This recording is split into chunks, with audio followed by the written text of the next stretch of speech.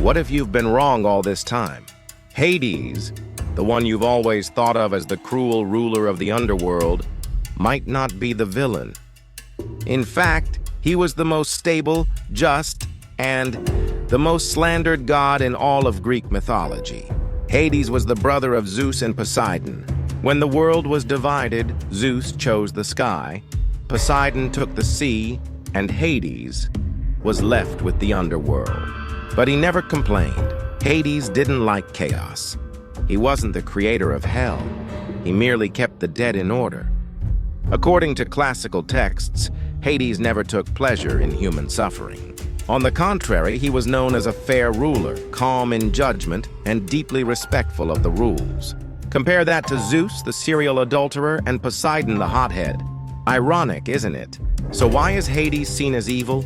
Because he rules over death. And humans are afraid of death. Ancient priests needed an antagonist to keep the masses in fear, and Hades became the perfect scapegoat.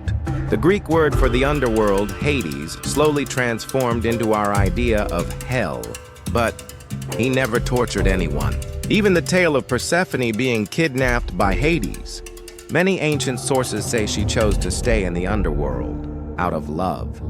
But that version was buried so that Hades would appear as the villain, when in reality, he was the only god who stayed loyal to his partner. Maybe Hades' real enemy wasn't mankind, but history, written by those in power. So now the real question is, who was the true villain?